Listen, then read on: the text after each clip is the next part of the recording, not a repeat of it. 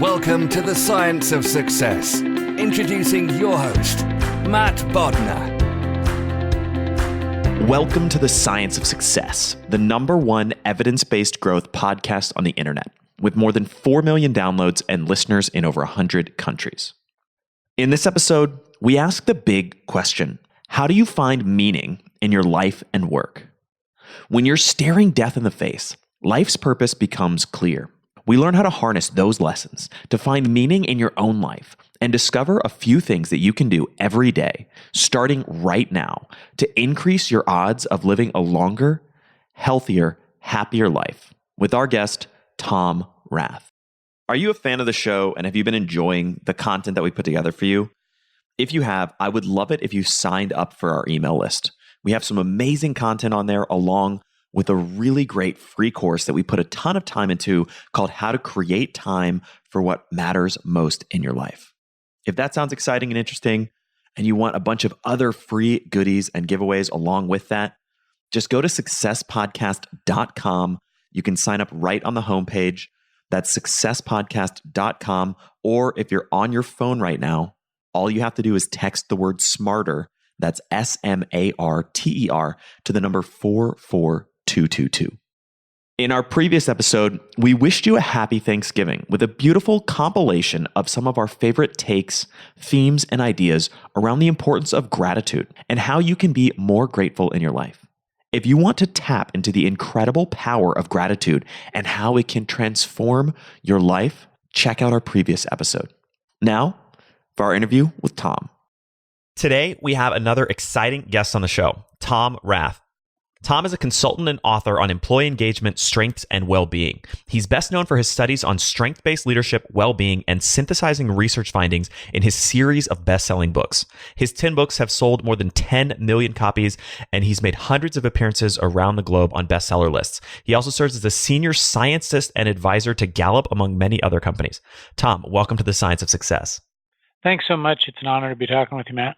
Well, we're really excited to have you on the show today. And there's the topics that you've covered in your work are so fascinating and important.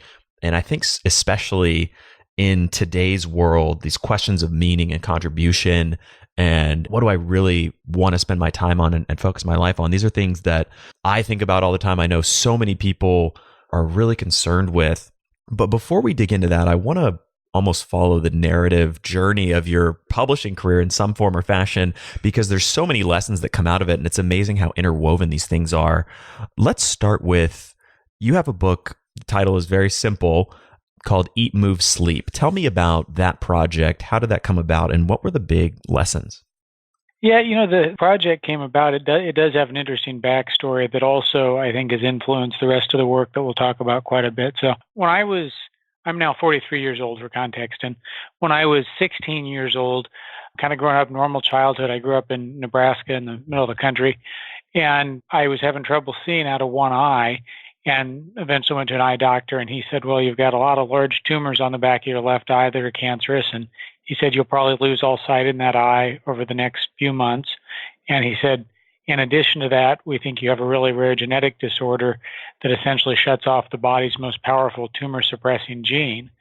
And he said, as a product of that, we don't know, the estimates at the time said I might live to be 37 when I did some research and digging on it. But they said you will have cancer in your kidneys and your pancreas and your spine and a host of other areas. And to make a really long story short, I am currently battling cancer in all those areas. And I did lose all sight in my eye when I was young. And the thing I struggle with most now are some large spinal tumors.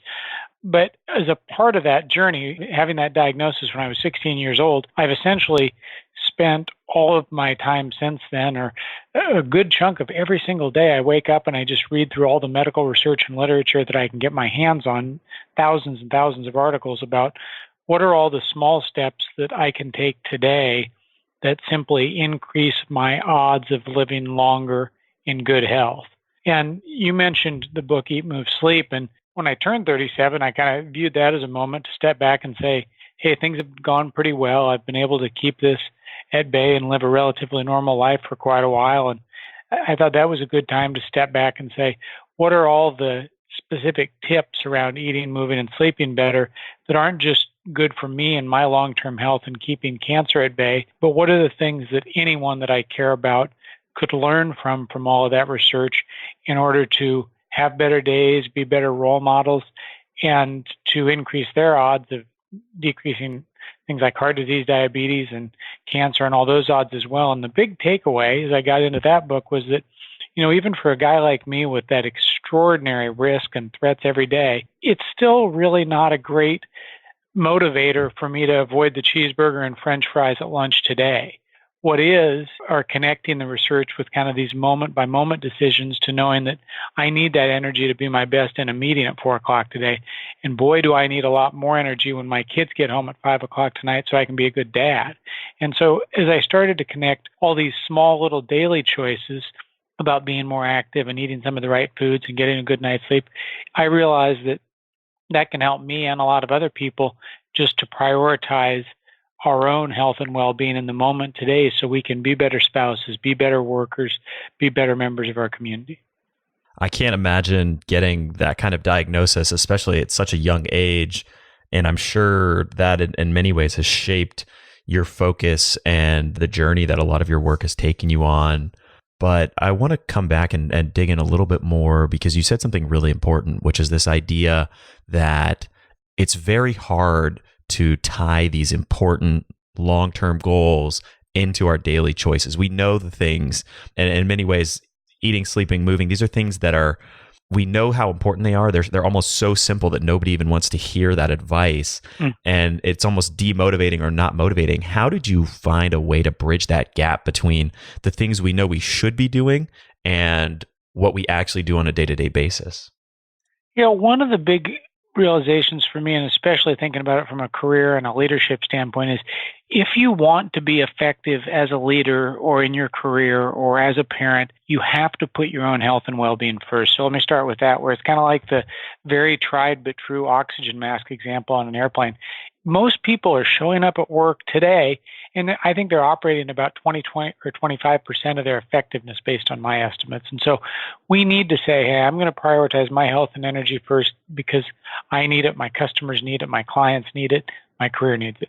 And so the way to do that is, and what's the encouraging thing I learned from all the deep research I did on eating, moving, and sleeping is if you just get one good night of sleep, even if you've had a crummy day today, everything's kind of gone wrong, you get a solid 7 or 8 hours of sleep, it's kind of like the reset button on a Xbox or a smartphone where it just gives you a clear slate the next day, and you're more likely to be more active and move around throughout the day. You're more likely to eat healthier foods, and it starts these upward spirals where your days get progressively better because you made the right small choices in the moment. And the same thing applies in the other direction, the way those three things work in tandem, where if I've had a pretty good night's sleep and I've been active and moving around throughout the morning, and then all of a sudden I see a bunch of people who I'm out to eat with and they make indulgent choices of a bunch of fried foods and have dessert at lunch, whatever it might be, then I go into a meeting at 4:00 that afternoon and I'm half asleep. I don't have anywhere near the ideas or creativity that I need, and that's likely to disrupt my sleep and send things in the other direction. So I think when people start to see the interconnectedness of these small choices, then they realize that they need to build better default choices in. So when I say build better default choices in, make sure the right stuff ends up in your grocery cart at the store, because then you're not going to be tempted in a weaker moment like we all are to grab for the bag of chips, or for me it's peanut butter pretzels I can't resist, right? And how do you build some healthy choices into the place where you work and your home as well? And then to start to think about how do you just build a little bit more activity into your routine. It's not, like you mentioned, it's not big overarching changes. I think what I've learned over the last decade is that I think when a lot of us hear you need to have 30 to 60 minutes of intense cardiovascular activity 5 days a week, we just throw our hands up and say, hey, I'm not going to do that. But the bigger public health problem and the bigger challenge for most of us is we just need to not sit in a chair with our butts glued to it for 6 to 8 hours a day, because that's causing more cardiovascular disease, that's causing more diabetes, obesity, that's causing all kinds of problems. And the solution to that is just to do what I'm doing right now. And when you're on a phone call, be up and moving around and pacing around a little bit. It's that subtle variance in our activity that can real long-term rewards for our overall health. It's amazing the power of upward spirals and how even one really small victory can compound and begin to grow into more and more positive, healthy life choices. Yeah, it just takes one little turning point there, and then everything kind of starts to go in the right direction. And the things you do there, the other thing I've learned through experience is that, let's say you're in a workplace and you're someone like me. I'm normally a little more introverted. I've never preached to anyone about health, even though I wrote the book Eat, Move, Sleep, but I would never even tell one of my relatives or in-laws or best friends what I think they should do with their health.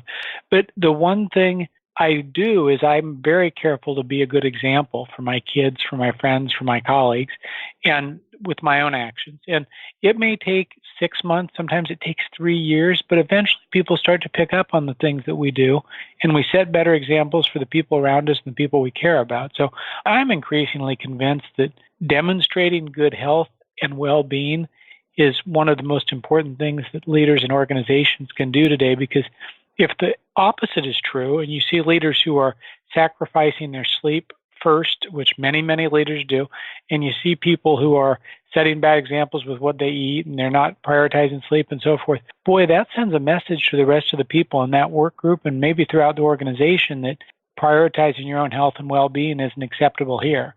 And I don't think that's going to be acceptable for leaders to act like that 10 years from now. I hope not. That comes back to what you said a minute ago as well, this idea of the oxygen mask principle. You have to start with yourself. And in many ways, that seems like it's missing in our lexicon or our understanding of productivity and health and happiness today. Yeah, I grew up in a real hardworking kind of farming Midwestern town in Lincoln, Nebraska, and I never met a role model or anyone I looked up to who would admit that they needed 7 or 8 hours sleep back then. It was always kind of a badge of honor to say, I only had 4 hours sleep and I still did X and Y and Z. And there's kind of that industrial mindset from a workplace standpoint, and you have that paired with some of that real good intended kind of upbringing in the U.S. as a country that tries and works hard and so forth. But I don't think we've taken enough of a step back yet to realize how much unintentional collateral damage that can do when everyone around you is just trying to ramp up and work longer hours. And there's a lot of good research emerging in the last 5 years that I've seen showing that just encouraging people to work longer hours. After about 40 hours, to be really specific from a research standpoint, and I've looked at this and written about this in the book called Well-Being that we worked on when I was at Gallup, once you get past 40 hours, hours 40 through 50 and hours 50 through 60, they're just nowhere near as productive as the first 20 or 30 hours. So it's a mistake to think that more time equals more productivity, and it certainly doesn't equal more quality. It equals more errors and more variance and more safety challenges in the workplace. That principle is something I've seen that in the research. I've heard it echoed by a number of guests on the show. And yet even just being American as part of our culture, that's something that's hard for me to internalize. And I'm constantly battling that same internal dialogue of, oh, this isn't that productive, but the flip side of that Puritan work ethic that I need to be working more, I need to be doing more stuff, I need to be hustling harder. How do we start to really internalize that lesson and come to grips with the notion that working harder doesn't necessarily lead to more productivity, more output, more results? That's a great question. And I think a part of the answer lies in just having open discussions about it with the people you work with and kind of destigmatizing the notion that, I mean, I've been in cultures and worked with companies where it's always people feel like they need to be the first ones to show up in the office in the morning, the last ones to leave. And I think if we just start to talk about that openly and say, what are the ways that each of us can have our schedules work and our habits and patterns and defaults and kind of the things that are available to be active in an office and the foods that are available and so forth, how can we all make that work so that we have more energy and more creativity at 3:00 in a meeting when we really need it most or for a big client presentation? And how can we think about kind of optimizing the flow of people's energy within a work team so that we can be at our peak as much as possible? I think to your question, which is a very good one specifically, I think we need to start to look at it as a performance challenge to say, how can we optimize performance instead of just maximizing time? And what I've seen that hasn't worked, to be really honest, I've spent 10 years on this well-being stuff, and when it's seen as kind of a disease burden reduction program or a benefits program that's about wellness and keeping people from having diabetes and obesity and stuff, boy, that's not seen as a real leadership issue or a legitimate conversation in most work circles. So I think we've got to talk about it more about how can we be effective and be our best by tweaking these things and start to view it as an energy prioritization exercise, not a disease burden reduction exercise. That's a great point. This whole endeavor of optimizing your life, trying to pursue wellness is not, there are these ancillary side benefits around health outcomes and things like that. But really, if you look at it from the lens of a ruthless, performance-driven individual who wants more output, more results, a lot of these strategies are actually the most effective path for you to pursue. But the way we think about them in today's world is often counterproductive. Right. Yeah. I've spent a lot of time just kind of on the semantics of this, and sometimes, all the work I've done on well-being, if it even sounds like wellness, it seems like a nice to have, right? And so it doesn't become a part of the performance critical conversation that leaders have in the workplace in too many cases. But I think if we start to get it more about, leaders have been able to grasp, and I worked on this in my most recent book before this one coming out in 2020 called Fully Charged. And the point there was to get people talking about what do we all need to be fully charged like our devices and have as much energy as possible in a day to be productive. And of course, that also benefits our health. But I think putting it in the frame of energy and creativity and productivity makes it a more relevant and open conversation for people to have in the workplace. So let's dig into some of the lessons and themes from Fully Charged, because there's so many great takeaways from that book. How did the journey progress? And we've started answering this already, but how did the journey progress from Eat, Move, Sleep to Fully Charged? Yeah, it's interesting because a lot of the work that I mentioned on well-being, people talk about whether you want to call it well-being or quality of life, or basically all the things that are important to how we think about and evaluate our lives is how we defined it when I was at Gallup. And so it's supposed to be the biggest umbrella you can think of. And one of the fascinating findings for me from all the global research that I've been a part of is that if you ask people, if they look back on their overall life over 30 years or 50 years or 70 years, how would you evaluate your life? If you do that and you line that up with how much money people make, it's almost a perfect correlation between the two. So when you ask people to just evaluate their life in a huge sum like that, people who live in wealthier countries rate their lives higher. Each doubling of income buys you about a point on the ladder you'd put yourself on, and money matters too much when you ask people a big evaluative question like that. What was more encouraging that I'd seen in recent data is that if you ask people how much fun they're having right now, how much energy they have right now, and do they have negative emotions, positive emotions, and you look at daily well-being, which I would argue having a bunch of good days is a lot more important than one rating looking all the way back at the end of life. When you look at that, it's nowhere near as income dependent, and it's all about the little things we do during the day. It's about the people we're with, how much social interaction we had, if we'd have done some meaningful work, if we feel like we've had that physical energy we were just talking about. And the good news there is that after kind of a threshold level of income, in the United States, it's about, depending on location, it's between $55,000 and $75,000 per household in income. That is a great equalizer where the relationship of income kind of flattens out and doesn't predict how much daily well-being people will have. And you see this across countries as well, where the countries with the highest daily well-being are countries like Panama and Paraguay and Uruguay. They're happy Central American countries, to oversimplify it. It's not the real wealthy Nordic countries you normally see pop up in the big life satisfaction studies. So what I learned from that research and kind of talked about in the Fully Charged book are the psychological and physical steps we can take to create better days in particular. And the three big ones in there, we've talked a lot about kind of the physical energy part of it in terms of eating, moving, sleeping, and so forth. The other one that, according to all the psychological research I've studied, and my grad advisor, Chris Peterson, used to say, other people matter, was his summary of decades of psychological research. And there's no better predictor of how happy we'll be in a day than the amount of time we spent around people we enjoy being with. And so if there's one spot that we'll talk about today that I have the most concern about, frankly, even more than inactivity and stuff, it's the fact that we really don't take enough time in a given day to ask meaningful questions of the people we love and care about and close our own mouths and just genuinely listen to those responses.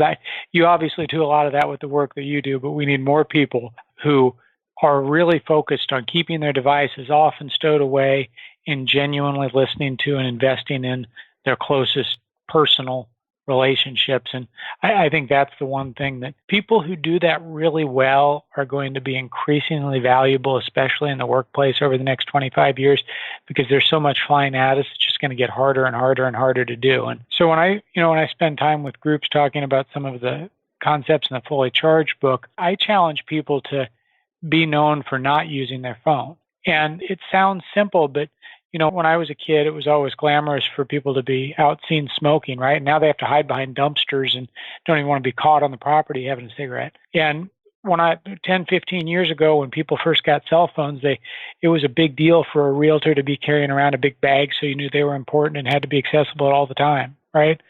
And now I think the new status symbol needs to be that you don't have to be tethered to your phone and you can choose to pay attention to other people and care about that instead. So that's out of those fully charged factors, I think that's the big one we're going to face. And then the third one kind of folds into what I've been working on more recently, which is that we have to find ways to see how we're doing meaningful things through our work, because I think meaning more than money will be the new currency for careers and influence in the future.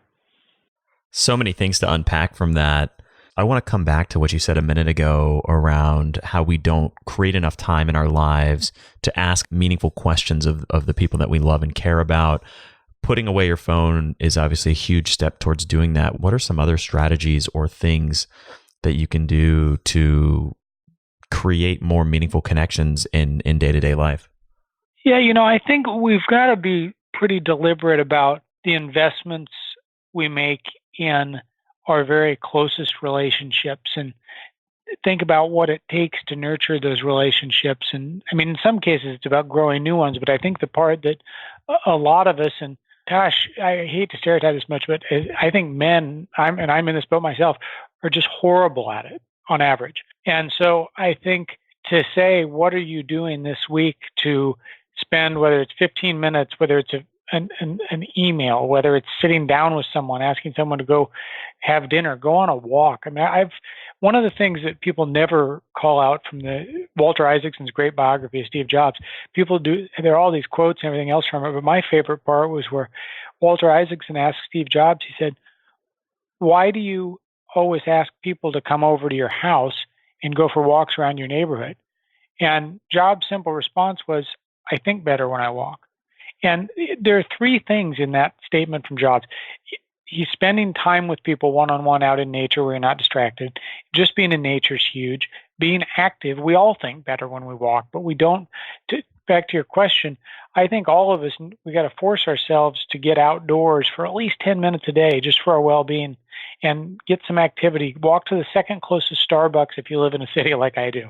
Find ways to build that into your routine, both activity and relationships, because they can go hand in hand. My wife and I have created a kind of pattern and ritual over it's been 5-6 years now that our kids have been in the elementary school down the road here, that any day that the weather's nice enough to do it, we walk our kids to school first thing in the morning, because it gives us time to have one-on-one conversation on the way home, and it gets our kids some activity before school because they don't get enough activity in school nowadays at all. And I'll tell you this, when I've gone on walks with colleagues and friends for meetings, which I do all the time now, you have so much more expansionary, meaningful thought versus if you're sitting in a traditional conference room or an office. And, I got so fed up about 3 years ago. I got so fed up with the normal ballrooms and conference rooms and hotel meeting rooms that I spent time in, that one of my kind of big projects over the last 3 years we've been trying to build an active learning warehouse that's in the woods about 30, 50 minutes from DC here.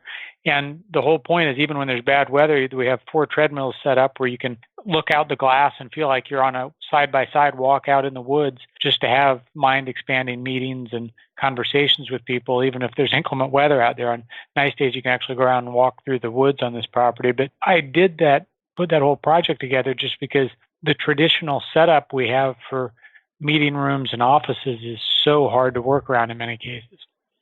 That's a great and simple piece of advice, one that I definitely am going to integrate into my own habits and routines and meetings. What if you could hire A players for your business based not just on resume, but on intangible job skills like creativity, resourcefulness, flexibility, and even the reviews and feedback of those they've previously worked with? With the power of LinkedIn Jobs, our sponsor for this week, you have all of that at your fingertips and much more. So you can find the perfect person for the job every time. LinkedIn Jobs screens candidates with the hard and soft skills that you're looking for so that you can find the right person fast. Because of the rich data sets and huge collection of talented individuals on LinkedIn, LinkedIn Jobs gets you in front of everybody with the skills and qualifications you want to hire while saving you the time, energy, and headache of having to do it all yourself. Find the right person meant for your business today with LinkedIn Jobs. You can pay what you want and the first $50 is on them. Just visit linkedin.com/success. Again, that's linkedin.com/success to get $50 off your first job post. Terms and conditions apply.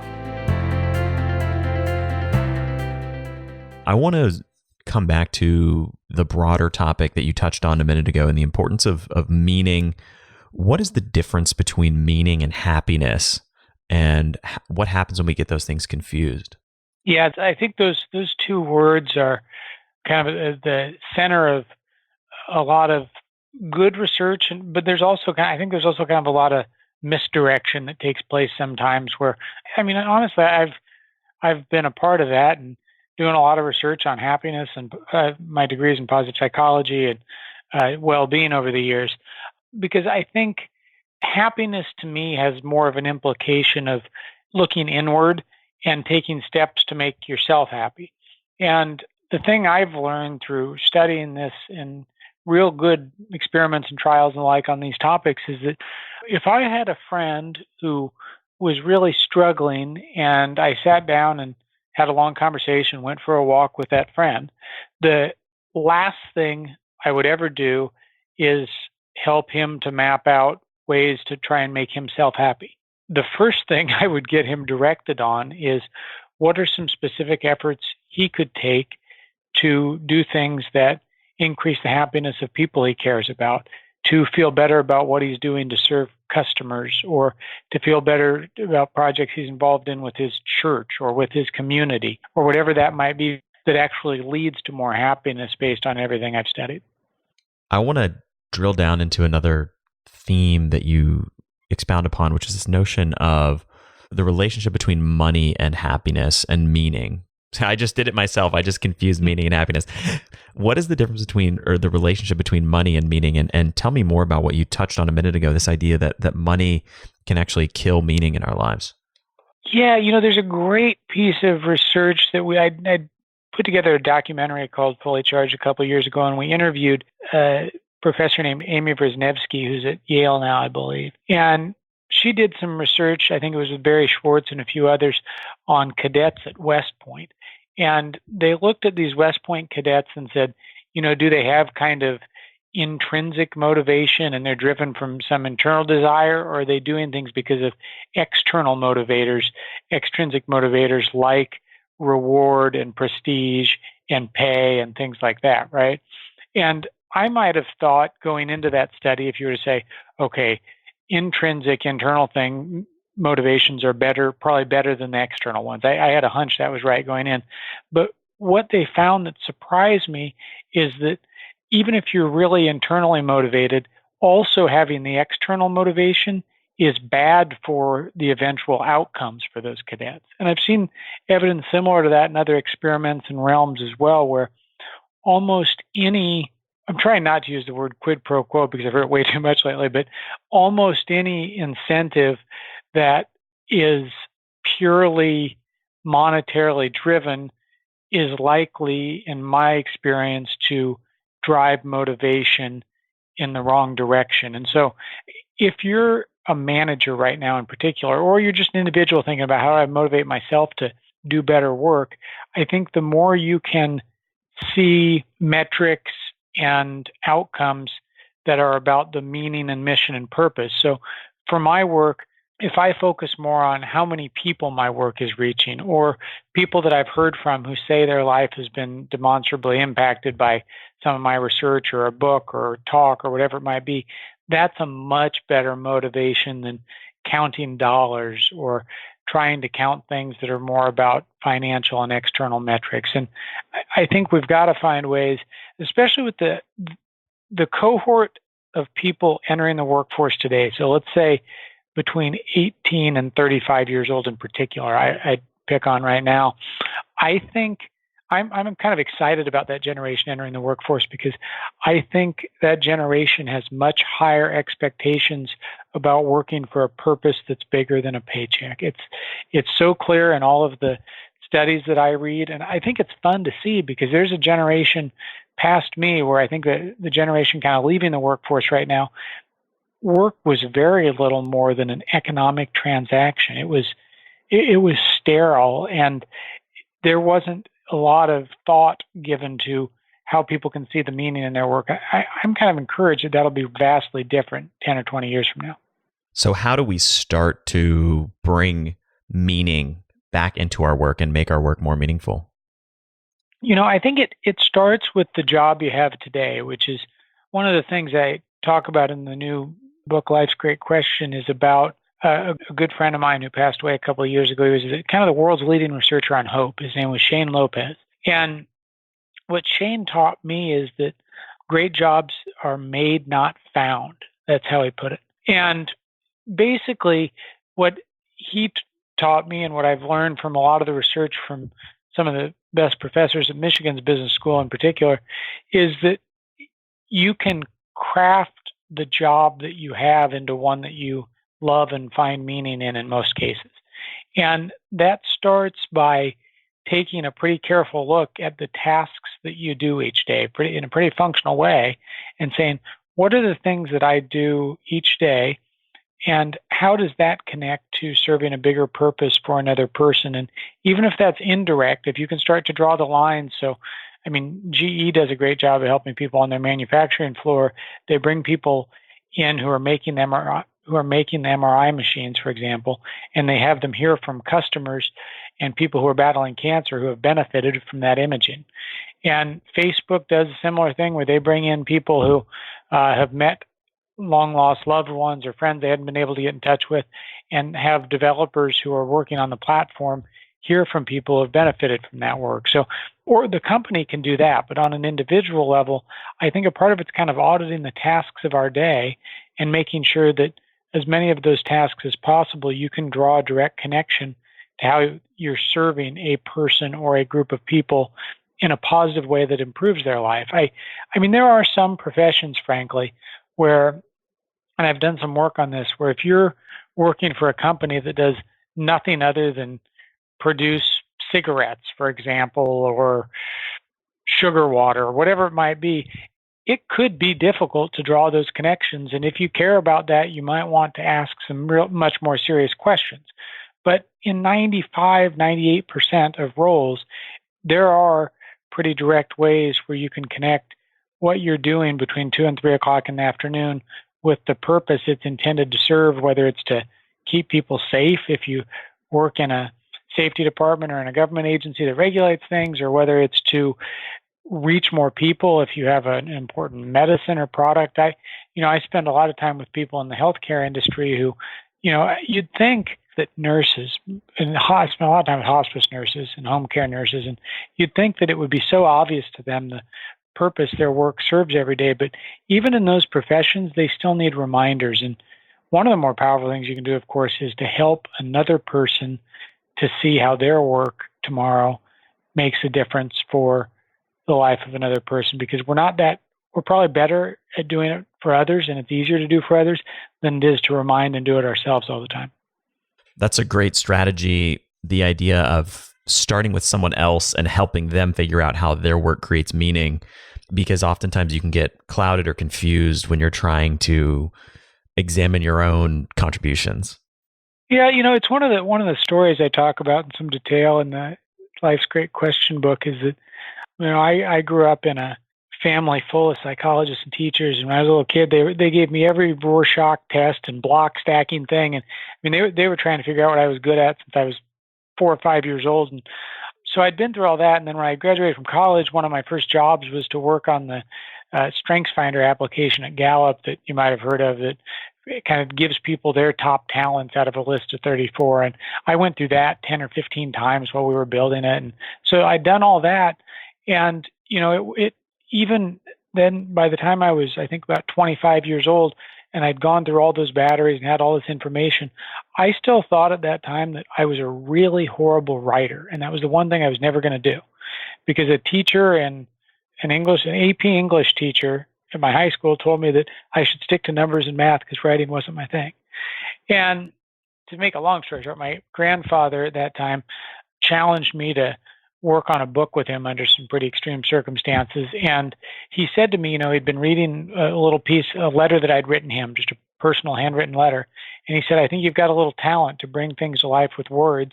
And I think we should try to put this book together in his final year or two of life. And anyhow, the long story short is that book turned out to be a book called How Full Is Your Bucket that kind of caught on. And that's what got me into doing all the writing I'm doing. But I bring that up because if he hadn't said he spotted a talent, even after all the batteries and diagnostics and everything else, and given me a real specific challenge on one day, there's no way I would have ever shared an article for public consumption. And instead, because of what he noticed and pointed out, it completely altered the direction of my career and what I do. So my learning from that is that there's nothing more powerful you can do from a contribution standpoint than to help another person spot a talent or something meaningful they're doing that they might not have noticed. Boy, is that an important thing to do for other people in the workplace and in your home as well. What are some ways that we can start to help others see their contributions? The first thing that comes to mind to me, and it sounds obvious, but it's just kind of the old, I think, to hold up a mirror when you spot things and help people to see things that they're already doing and they're taking it for granted, because we all need that motivation of why we're doing things in order to keep going and to keep doing our best work. And the other thing that I've been working on specifically with this Life's Great Question book is how can you, when you start new teams or when you join a new team or you start a new job, anytime you're joining a new group trying to do something, how can you all get together and say, here's who I am, here's what motivates me, here are the things I'm interested in, and here are the ways that I think I can make a unique contribution to this effort as we move forward. I'm kind of amazed by how I'm guilty of doing this myself in recent years where I get a team together and we're all charged up about a mission or something that we want to do. And 6 months later, we all come back and realize that, hey, nobody said they wanted to go sell this mission to the world and be the one that was helping us to bring in new business and get people interested in this. And so I think to level set expectations, anytime you form a new team or group and talk very openly about how each person can best contribute to the mission is a pretty important step. You said something earlier that's really stuck with me and defines the way that we think about contribution in a sense that maybe, or at least from my perspective, and I think many people's perspective, is not that intuitive, which is that contribution is about how you're serving other people. Tell me more about the importance of others and how serving them is such a cornerstone of meaning and contribution. Yeah, I'm glad you asked that because it kind of brings me back to the root of where some of my thinking started on this. And, I've always just personally been motivated and kind of haunted in my daily work by a quote from Dr. King. And what Dr. King said was, he said, life's most persistent and urgent question is, what are you doing for others? And I've tried to wake up almost every day, whether I'm driving or out for a walk early in the morning, and orient my efforts in that direction to say, well, what am I going to do today that in my case, I ask the question that will continue to grow when I'm gone. And I say grow when I'm gone with kind of double meaning. I mean, a part of it is I have all these threats to my own mortality and health challenges and so forth. But the bigger part of it is I think it's a better use of my time to invest in efforts that can compound even if I'm not actively involved in a book or in a business or with a group or whatever it might be. So I think when you orient your efforts outwards about how they're going to have a positive influence on other people, that's the best place to start. But then I would take that one more step beyond and say, how can you also start to think about what are the things you'll work on in the next few months that can continue to grow and pay dividends, even if you're not there actively involved in managing it. That's one of the beautiful things about what you're doing right now with a podcast, or I've been working on with a book or anyone who's in a company working on a new product or service, whatever it might be, if you can put something together that once it's out there, it continues to produce growth and meaning and well-being for people, even when you're not involved putting more hours in. I think that's just kind of the best possible scenario for optimizing our time over the span of a career in a pretty general sense. I love that quote, and it brings me back to trying to wrap my head around this whole project of bringing more meaning into our lives and into our work. You touched on one or two of these strategies already, but what are some of the other core things or really important steps that we can take when we want to identify and uncover the most significant contributions that we can make? Yeah, one simple thing, I've been putting together this Contribify profile that's kind of my goal with this recent book and the website of the company is that I want people to put something together that's a nice one-page baseball card of who they are emotionally that's a lot warmer and more personal than the sterile kind of lifeless resumes we pass around right now to get to know one another. And the first thing that I ask people on that profile that's at the very top of it is, what are the essential roles you play in life? And these roles are like, for me, it's father of two kids, my son and daughter, it's a husband. And then the third most important role is kind of being a researcher and a writer. And so I ask people to start there because, I mean, in the end, I hope nobody's going to put on their headstone that they had 100,000 followers on Twitter or that they made $1 million or whatever it might be. I think in the end, we want to be remembered by the most important roles that we play in our lives overall, and that's both personal and professional. So I would recommend that people get back to that and say, why am I doing what I'm doing today? Is it because I care about my family? Is it because I really want to share my faith? Is it because I'm so passionate about making the environment better? Whatever it might be.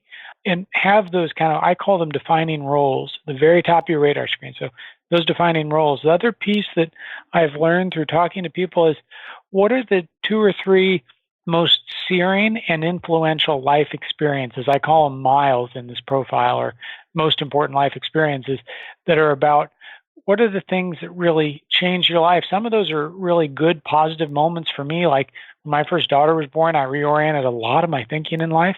Some of them are really challenging, traumatic moments, like my final days with my grandfather, that changed the way I think about some of the meaning of my work. But to sit down with, whether it's your family or your colleagues or group of people, and talk about why you're doing what you're doing, who it makes a difference for, boy, we get to relate and get to know each other on a very different level. And then the third element of that profile that I've spent a lot of time on is, how can we each get clarity around these 3 core areas of contribution? So in any team, you've got a team really needs to create something, and they need to continue to operate regularly, and they need to relate to one another. I went through thousands of job code categories and said, what does everybody really have to do on a team in any type of work or industry or role anywhere in the world? And you kind of have to do all those 3 things. So how can we sit down and say, based on my interests and my motivations, my experience, and the roles I want to play, here's how I want to contribute to this team? And I think those are 3 of the big questions to ask, so that you can have your daily efforts much more closely aligned with how they make a substantive contribution to other people in the world eventually. You've already answered this in part or in whole, but I want to repeat it or rephrase it because I hear this so often. For someone who's thinking, I can't figure out what my purpose is or what my passion is, I don't know what I should be doing with my life. I don't know how I can find meaning. What would you say to them? I would say start by finding exactly one thing that you can do that improves the lot in life of another human being. I think a lot of times, and I would also say, forget about finding or following your passion or purpose. Just forget it. I think a lot of that conversation is counterproductive, to be honest. I don't think there is one singular purpose in life. I think purpose and meaning are both journeys that occur over decades. And there are times when you really accelerate and get more purpose in your job. There are times when you go backwards, all of us. We all have ups and downs, but that's kind of an ongoing journey. So I think to kind of give up on the myth of you either have it or you don't, you find it or you don't. And then I would really kind of say strongly that find your greatest contribution, not your passion, because my passion could be golf or playing Xbox or whatever. And there are a lot of passions that really don't do a lot for the rest of the world, to be honest. And so I would start with something that's other directed, because I think if you want to find sustainable meaning, you need to start with something that serves the world, not just your own passions or interests. Great piece of advice. And I really like the perspective of forgetting about your passion and focusing on other people and how you can contribute something to them. Yeah, I think a lot of these conversations, there's so many of us that are really interested in productivity and self-development, all these things. But a lot of the writing and advice on this topic that I've studied, at least, and I've done it too, will kind of pull you to look inward. And I think the more time you spend looking inward, that's often at a detriment to time spent trying to orient those efforts to contribution and outward. So we've got to at least kind of try and bring that into balance. That's what I've been working on with some of this latest project. There's one other question I wanted to ask you. It's not directly about meaning, but interrelates with this in many ways. Coming back all the way to a lot of the research that you've done around StrengthsFinder and finding your strengths, how do you reconcile or think about the potentially conflicting pieces of advice around finding your strengths and doubling down on your strengths versus fixing your weaknesses? Yeah, I've always advocated for a balance of time spent on strengths and weaknesses. I think when I entered the workforce several decades ago now, in a typical performance review, manager would spend about 80% of the time telling you what you did wrong and maybe 20% of the time telling you what you did right. And I've always thought that if you just inverted that, we'd be in a much better place. And if you spent 80% of the time talking about successes and celebrating victories and talking about people's strengths, that'd be good. And then you spend 20% of the time on their gaps and their areas for improvement. And you got to have those tough conversations in the workplace. I've never, in any of the research I've seen on strengths or anything I've written about, I would not recommend ignoring weaknesses. I think weaknesses can be big blind spots that, when I ask executives about some of the most influential development programs they've been through, they often talk about programs where they were either on video cameras when they were in a meeting, or they did a 360 audit or something, and they found glaring blind spots that now they're aware of and they know how to manage around. Boy, that stuff's important. So I think, let's just take that back a little bit more broadly for a minute and say, I do think self-awareness is very important, both self-awareness about your strengths and your weaknesses. And I think self-awareness about your natural talents is the single best place to start. So, even when I'm talking about contribution, I would argue that you need to know some of your natural talents before you can figure out how you want to best contribute and apply those to things that you're also interested in and that motivate you. And so I think that's a really good starting point, but I think you have to have some balance around that overall self-awareness. That's a great piece of advice. And the notion of keeping those things in balance with maybe a weighting more towards focusing on strengths is a really good perspective on that. Yeah, there's some research on this where it's just a basic human interaction. When we go through our days, we plow through our days, we need 80% of those comments to be positive versus maybe 20% that are negative just to get through the day with decent well-being. So it's kind of there's been a lot of work on ratios of interactions in workplaces and in marriages and relationships. And you kind of need 4 or 5 positives for every one negative, because one bad exchange with another person outweighs a good one, or outweighs 4 or 5 good ones. So I think if we can kind of look at the balance of time spent on development in a similar vein, it should be helpful. So for somebody who's listened to this conversation, who wants to take concrete action and implement some of the things that we've talked about today, what would be one action step that you would give them to begin or start taking action on something that we've discussed? Yeah, I think the first thing I would recommend is to just take a moment right now and do a little retrospective reflection on your typical day of work and see if you can draw a few direct lines between what you do almost every day, or every weekday at least, and how that helps another person. Going back to Dr. King's question, what's something you'll do yet today that will have a positive influence on another person? And then ask yourself, what can you do to remind yourself of that tomorrow and the day after and the day after? Because we need reminders of why we do what we do so we can continue to make a big contribution there. So that's one thing. Second thing I would recommend is do something yet today that helps another person you work with or care about to spot a way they're making a difference and they're contributing. And see if you can do that at least 1, 2, 3 times every week. Both great pieces of advice, and so simple to execute. Great ways to really begin down the journey of creating meaning in our lives. Tom, for listeners who want to find you and all of your work online, what is the best place for them to do that? Yeah, all of my books and writing can be found at tomrath.org. And the new book, Life's Great Question, has a website called Contribify that's kind of a diagnostic and profile that I encourage people to try and build that will get that conversation started. And it's meant for teams to use around the topic of contribution. Well, Tom, thank you so much for coming on the show and sharing all this wisdom, some really great insights into how we can create meaning in our work and in our lives. Thanks so much. It's been a really fun conversation. I appreciate it. Thank you so much for listening to The Science of Success. We created this show to help you, our listeners, master evidence-based growth. I love hearing from listeners. If you want to reach out, share your story, or just say hi, shoot me an email. My email is matt@successpodcast.com. That's matt@successpodcast.com. I'd love to hear from you, and I read and respond to every single listener email. I'm going to give you 3 reasons why you should sign up for our email list today by going to successpodcast.com, signing up right on the homepage. There's some incredible stuff that's only available to those on the email list, so be sure to sign up, including an exclusive curated weekly email from us called Mindset Monday, which is short, simple, filled with articles, stories, things that we found interesting and fascinating in the world of evidence-based growth in the last week. Next, you're getting an exclusive chance to shape the show, including voting on guests, submitting your own personal questions that we'll ask guests on air, and much more.